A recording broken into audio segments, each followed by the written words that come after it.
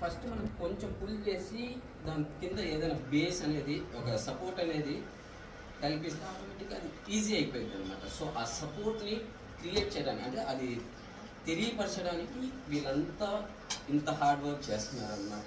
So ఒక్కసారి వాళ్ళు దీని గురించి మనం ఇచ్చే సపోర్ట్ని ఎగ్జాక్ట్గా యూటిలైజ్ చేసుకుంటే రేపు ఫ్యూచర్లో పెద్ద అంబానీలు అదానీలు అవ్వాల్సిన అవసరం లేదు, కానీ సొసైటీలో వాళ్ళ కాళ్ళ మీద వాళ్ళు ఉండగలరు, నడవగలరు, వాళ్ళ జీవితాన్ని వాళ్ళే పోషించుకోగలరు అనే ఒక మార్పు కోసం వీళ్ళంతా కష్టపడుతున్నారు అన్నమాట. సో నార్మల్గా నాకు తెలిసి మేడం గారు ఒక 18 years నుంచి ఈ వర్క్ని చేస్తున్నారు. నేను కూడా నా చదువుకి యాక్చువల్లీ నేను రేడియోగ్రాఫర్ అండి, ఎంఆర్ఐ సిటీ స్కాన్స్ చేస్తారు కదా, అది చేస్తున్నాను అనమాట. సో నాది ఇంటర్ అయిపోయిన తర్వాత యాక్చువల్లీ నేను 3 works చేసేవాడిని. కేఎఫ్సీలో, తర్వాత కొరియర్ బాక్సింగ్. అంటే నేను ఫర్దర్గా ఫీజు కట్టుకోవాలంటే నాకు సపోర్ట్ కావాలి.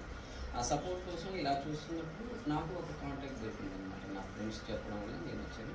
సో మేడంని కలిసిన తర్వాత నేను ఇక్కడే ఉండి డిప్లొమా క్లియర్ చేశాను. డిప్లొమా తర్వాత బ్యాచిలర్ మ్యాంగ్లూర్కి వెళ్ళి ఎంట్రన్స్ రాసి మ్యాంగ్లూర్లో క్లియర్ చేశాను. సో అప్పుడు ఇంటర్ అయిపోయిన తర్వాత యాక్చువల్లీ నా శాలరీ వచ్చి ఒక 10,000 అండి. ఇప్పుడు ఎగ్జాక్ట్గా 50-60 వస్తుంది అనమాట. అంటే ఇదంతా ఎందుకు చెప్తున్నానంటే ఒక అవేర్నెస్ నాలో కల్పించారు. అంటే ఇది చదివితే బాగుంటుంది, అది చదివితే బాగుంటుంది, సో దీనివల్ల నీ ఫ్యూచర్ ఇంకా బెటర్ అవ్వచ్చు అనే ఉద్దేశంతో వీళ్ళందరూ కష్టపడుతున్నారు అనమాట. ఈ కష్టం వృధా అవ్వకుండా ఉండాలి అంటే ఇంకా వీళ్ళు ముందుకు సాగాలన్నమాట.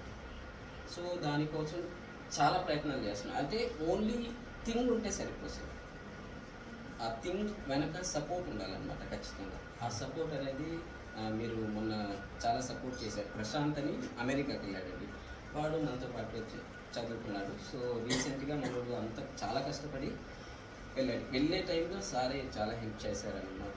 సో ఇలాంటి సపోర్ట్ వల్ల కొన్ని వండర్స్ చేయొచ్చు అని సింపుల్గా చెప్తున్నాను. ఈరోజు చిన్నపిల్లలే, కానీ రేపటి పౌరులు అవ్వడానికి మన వల్ల అయ్యేంత సపోర్ట్ని వాళ్ళకి అందిస్తే ఖచ్చితంగా వాళ్ళు గొప్ప వాళ్ళు అవ్వచ్చు. సో ఇదే ఉద్దేశంతో మనం ముందుకు సాగాలని కోరుతున్నాను. తర్వాత రామ్ గారికి థ్యాంక్స్ చెప్పాలండి. ఎట్లా అంటే మనకి ఏం చేస్తున్నాము ఏంటి అంటే నాకు సాటిస్ఫాక్షన్ ఏంటంటే ఓకే ఈరోజు ఇక్కడ ట్యూషన్ సెంటర్ బాగా జరిగింది, పిల్లలు ఇది నేర్చుకున్నారు, బూతులు మానేస్తున్నారు, క్లెన్లీనెస్ ఉంది, స్కూల్కి వెళ్తున్నారు అని ఇంతే ఉంది. కానీ ఇదొక ఆర్గనైజ్డ్గా లేదు, ఫైనాన్షియల్గా చాలా ప్రెషర్ ఉండేది నా మీద. ఇప్పుడు మోనిక మేడం బియ్యం లేవు మేడం అంటే నేనేంటంటే అమ్మ నా దగ్గర డబ్బులు తింటామ్మా, పిల్లల్ని స్కూల్కి పంపించాలి మేడం, కొద్దిగా ఏదన్నా వండాలి. సో అంటే అన్ని సెంటర్లలో అన్ని చాలా నీడ్స్ ఉంటాయి. అంటే అన్నిటికన్నా అన్నం లేదు అనేది చాలా బాధ వేస్తుంది. సో అంటే ఒక ఆర్గనైజ్డ్గా ఒక స్ట్రక్చర్గా వెళ్ళాలి. మెయిన్ అంటే హెల్త్ కానీ ఫుడ్ కానీ ఇవి చాలా నెససరీ. బట్టలు అనేవి చాలా అవసరం.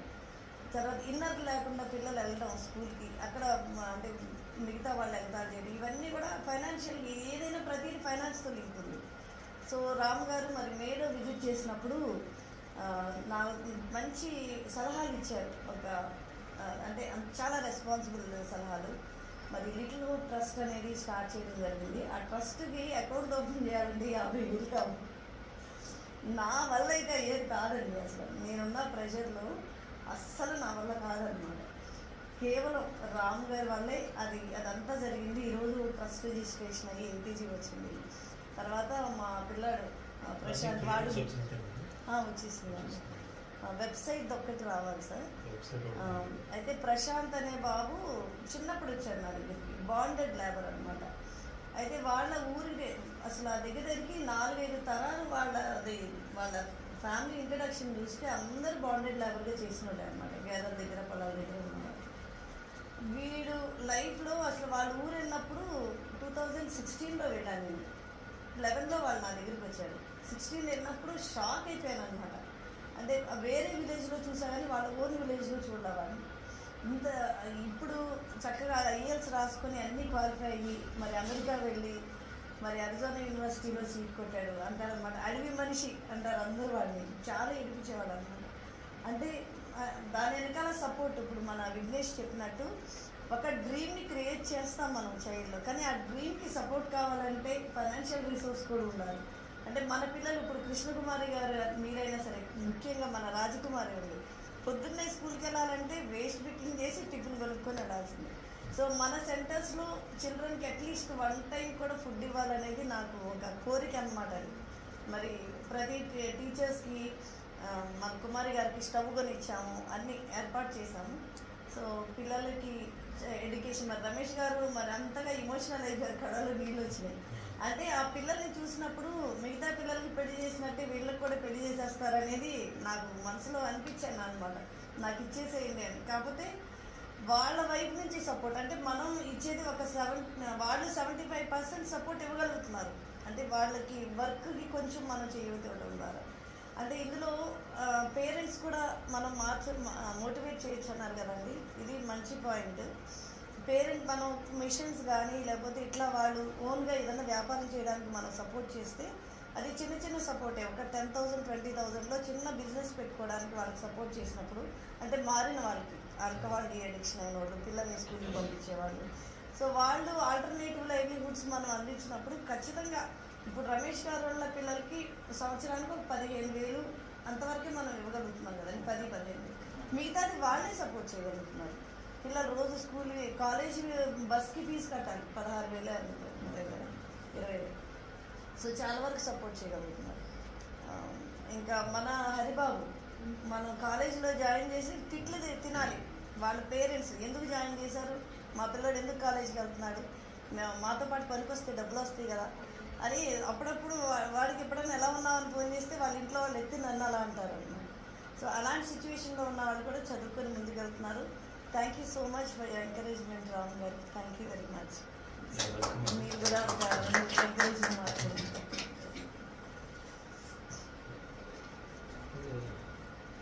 కొత్తగా చెప్పాల్సింది ఏం లేదు, అందరూ కూడా చాలా మంచి వర్క్ చేస్తున్నారు. దానికి ఫలితాలు రావాలంటే మెయిన్ పేరెంట్స్లో కూడా మార్పు కావాలి. పిల్లలకి మనం చెప్పేదానికి పేరెంట్స్లో కూడా వాళ్ళకి అవేర్నెస్ తీసుకురాగలిగితే మీరు చేసే వర్క్ చాలా సులభం అవుతుంది, అంటే ఈజీ అవుతుంది. ఎందుకంటే ఇప్పుడు మెయిన్ ప్రాబ్లం నేను చూసేది ఏంటంటే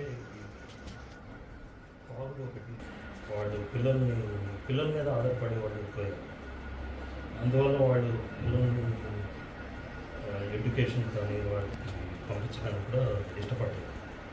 సో వాళ్ళకి ఎలా చెప్పాలంటే మీలాగే మీ పిల్లలు అవ్వకూడదు, వాళ్ళన్న ఫ్యూచర్లో బాగుపడి సొసైటీలో బాగా బతకాలి అని ఆలోచించండి అని వాళ్ళకి అవేర్నెస్ ఇస్తారు. అప్పుడు కొంతవరకు వాళ్ళు తేడా వస్తుందని అనుకుంటారు. అంటే మనం పిల్లలకు ఎంత చెప్పినా కూడా పేరెంట్స్ నుంచి సరైన ఇది లేకపోతే పరిస్థితి లేకపోతే కష్టమవుతుంది.